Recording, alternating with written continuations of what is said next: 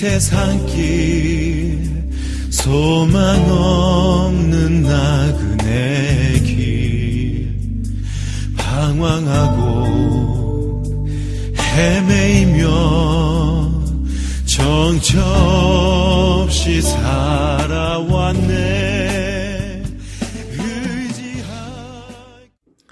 할렐루야, 평안하십니까? 계신 곳에서 건강들 하시고 은혜가 넘치는 한 날만 되시기를 바랍니다.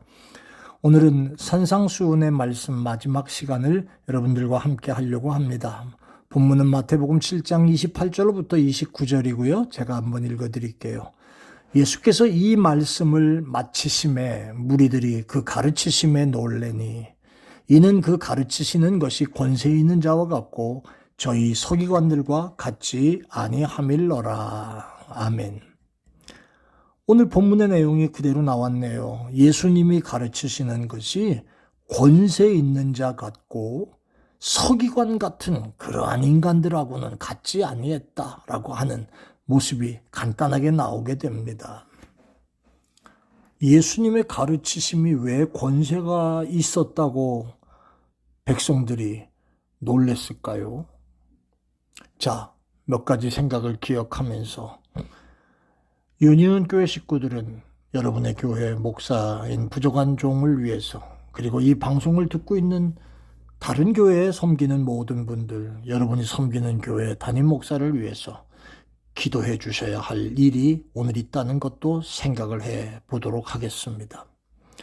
예수님의 가르치심이 왜 권세가 있었을까요? 첫째는요, 오늘 본문의 말씀을 생각해 보면 예수님의 가르침은 신적인 권위가 있었기 때문입니다.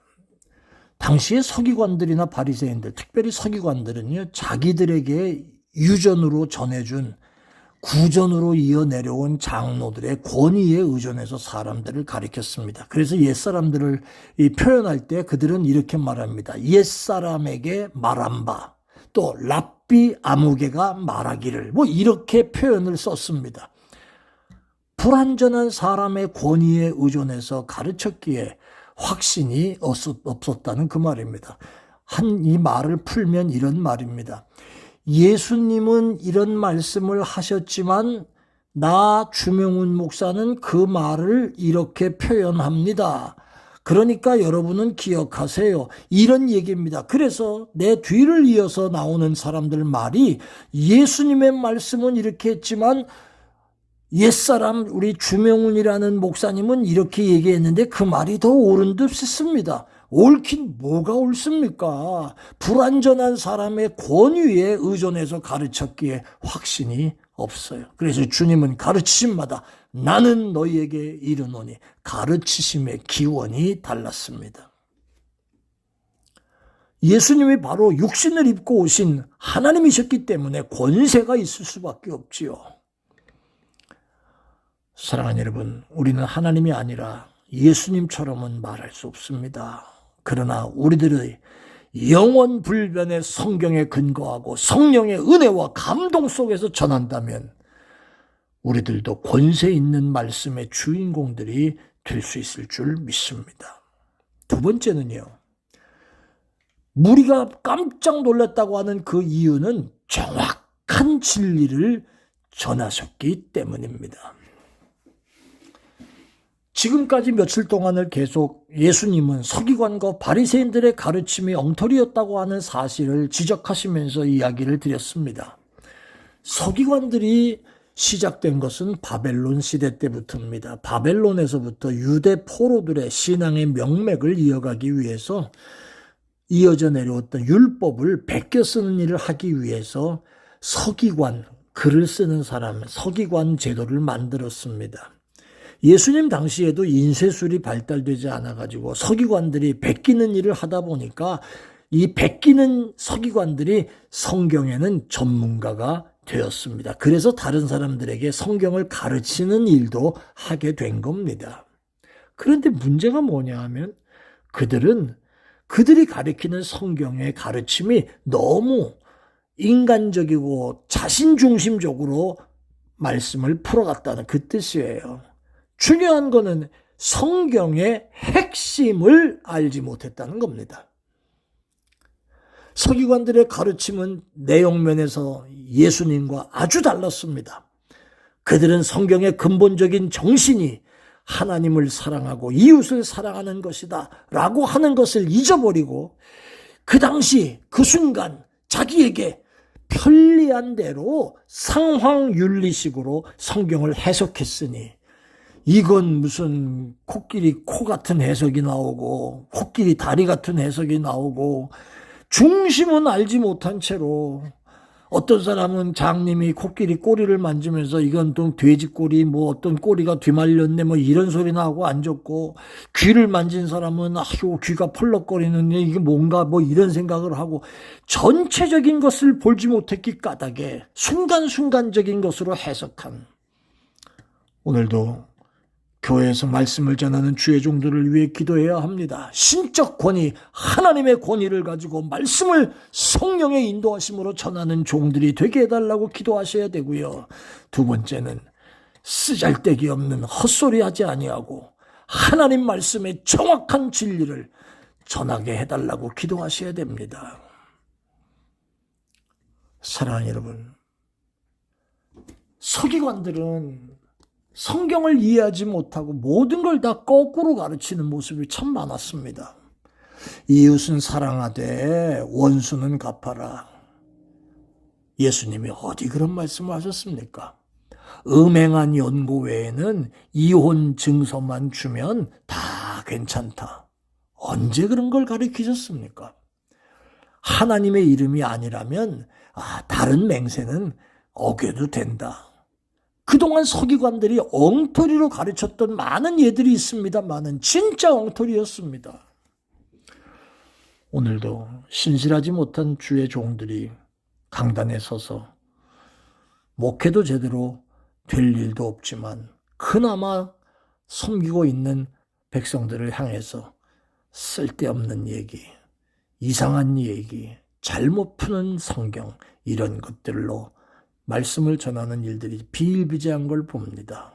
성경을 정확하게 해석할 때 거기서 권위가 나옵니다. 이것이 예수님께서 서기관과 다른 점이라는 겁니다.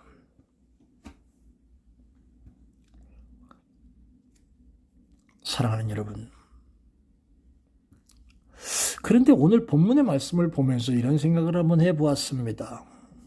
여러분, 오늘 본문의 말씀 속에 예수께서 이 말씀을 마치심에 무리들이 그 가르치심에 놀랬다. 그 말씀 한번 보세요. 그 말만 있고 그 다음 말이 나오지 않지요? 가르치심에 놀랬다는 말만 나왔지 그 말씀을 듣고 회개했다는 말씀이 기록되고 있지 않습니다. 이게 얼마나 안타까운 일인지 모릅니다. 이게 완악한 인간의 모습을 지금 보여주는 거예요. 교육에는 세 가지 차원이 있다고 합니다. 그것을 교육의 ABC라고도 하는데 첫 번째 차원이 뭔지 아세요? 지식을 더해주는 겁니다. 그래서 몰랐던 사실을 깨닫게 해주는 거. 그게 첫 번째 차원이랍니다. 두 번째는요.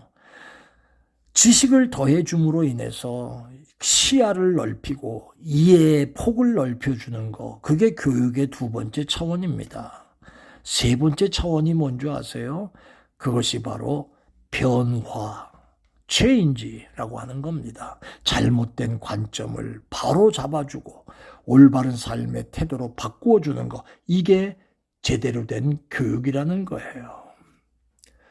오늘 본문의 무리들은 예수님의 가르치심을 듣고 야 정말 놀랍다라고 하는 것을 거기까지는 들었는데 야 A와 B의 단계 지식을 알았고 그리고 또 그 지식을 더함으로 몰랐던 걸 야 놀라운 거다 깨닫긴 했는데 삶이 바뀌는 변화의 단계까지는 가지 못했습니다. 여러분은 어떠세요? 사랑하는 여러분, 우리 예수님께서도 하나님의 말씀을 듣고 지키는 자가 복 있는 자라고 하셨습니다. 하나님의 말씀이 여러분에게도 권세 있는 말씀이 되고 있습니까?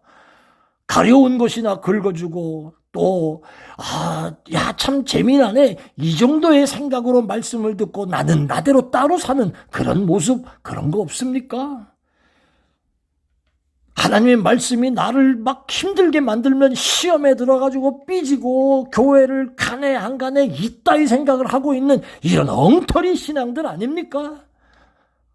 하나님의 말씀, 그 능력 있는 말씀이 아멘으로 받아줘. 그리고 변화하려고 발버둥 치고 회개하고 순종하는 그 모습이 저와 여러분에게 있습니까? 오늘 산상수훈의 말씀을 정리하면서 이 말씀으로 결론을 드리고 싶습니다. 여러분들은 어떠십니까? 하나님의 말씀 앞에 여러분의 모습은 어떠십니까? 고마우신 아버지 하나님, 산상수훈의 말씀을 전해주시던 주님의 말씀을 들으며 나도 이 무리처럼 와, 놀랍네요. 참 훌륭하네요. 설교 잘하시네요. 하나님, 이런 말씀으로만 듣고 끝나는 어리석은 모습은 없습니까? 주의 말씀을 들으며 가슴을 찢고 회개하는 회개까지 이어지고 삶의 변화까지 나타나야 되는데 귀만 가려운 거 조금 긁어주는 것으로 생각을 마무리하고 나는 나대로 따로 살고 엉터리로 사는 이런 모습 하나님 없습니까? 주님, 오늘 이 말씀 앞에 내 자신을 심각하게 들여다볼 수 있는 종들이 되게 하여 주옵소서. 감사합니다. 예수님 이름으로 기도합니다. 아멘. 버림받고 귀한 세월 방탕하다 아버지를 만났을 때